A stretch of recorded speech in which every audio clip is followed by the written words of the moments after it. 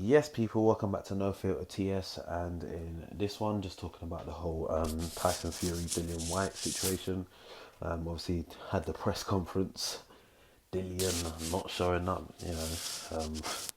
I see a lot of nicknames for him recently, and at the moment, it's kind of Dillian Hidden White or Silent White. Um, and yeah, it's a weird one. Obviously, you know the whole situation is, he's got the ongoing case with the WBC. He believes that he's entitled to a larger percentage. Obviously, the fight went to purse bids. Warren and ESPN, they won the purse bid with a heavier bid than what Eddie put in. And yeah, I obviously following this, it just seemed like, okay, Dillian's not really talking about it. Cool, it might just be some sort of mind games and that. But you got Frank Warren talking today saying, apparently he asked for a private jet to be able to fly in and out same day, because obviously he's in Portugal, living out there, training out there.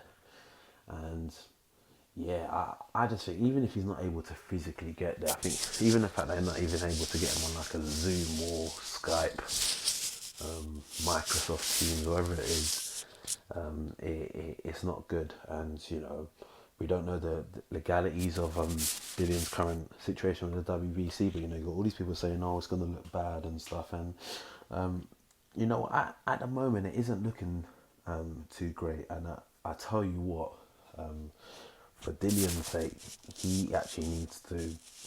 He's gonna have to knock out Fury. I don't. I'll be honest. I don't see him doing it. I definitely feel that he's a man that if he catches man with that left, it could be night night. But I think Tyson's a smart fighter to smart enough fighter to evade that, and be able to kind of keep his range from Dillian, and when he wants to stick it on him at the same time. So. But for me, following all this stuff, the waiting last minute to sign the contract, not being able to get a deal done before purse bids, the whole now, not promoting the fight, not turning up to press conference. And I think the part for me today that I was like, right, this is some next thing, is when it was like, oh yeah, you can't use this picture, you can't use the picture for the promotion, and it's like, huh, what? What do you mean you can't use his picture? Obviously, there's no one on his side that's come out to debunk what Warren said. Obviously, Warren looked stressed, and I could understand why. We all know that's a man with some sort of, obviously, it's definitely some sort of financial implications, which ain't looking great. How he was able to pull the purse bid off. I think we all know it was a factor of they couldn't let this fight be promoted by Eddie Hearn, and now you got a man there that's not even there promoting the fight. You might feel that it's going to affect the ticket sales and pay-per-view buys. So it's an odd one for sure, but I don't know. At the same time, Warren got at some point has to blame himself as well. I think the fact of for many years he's kind of criticised Dillian. He was more or less holding a party when Povetkin knocked him over. It's all show, it's all over, it's all over, Rover, all that sort of stuff. I think when Dillian was fighting on pay-per-view, he said, "Oh, we don't pay 99p to watch him." So all this sort of talk for years, he's basically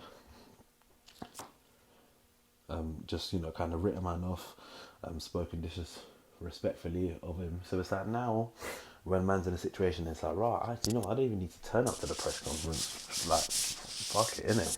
Like, man ain't gonna do you no favours. So but in the grand scheme of things, following all this silence and stuff, I just think that the only way this ends well for Dillian is if he goes in there and knocks out Fury. And to be honest with you, you're probably gonna have to go in there and knock out Fury to get a decision won. And the situation's so mad that he could go in there and knock out Fury, and the WBC will probably strip him anyways. That's how like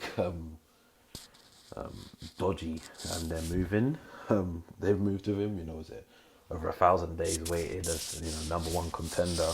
He's interim's meant to get more than this 20%, but the thing says, it can, in the one clause it says it can be ruled to this by a board. Obviously they're not going to do Dillian no favours as he's taking legal action against them. So yeah, well, obviously like I said before, I'll do a prediction nearer to the fight, but even if my man knocks out Fury, they might just give him like 2 weeks as champion and Rask like strip him of the belt anyways. It's all weird stuff going on here. But yeah, man, let me know your thoughts on the whole Dillian no-show Whyte situation. And yeah, if you haven't already done so, hit the subscribe button now, and I'll catch you in the next one. Peace.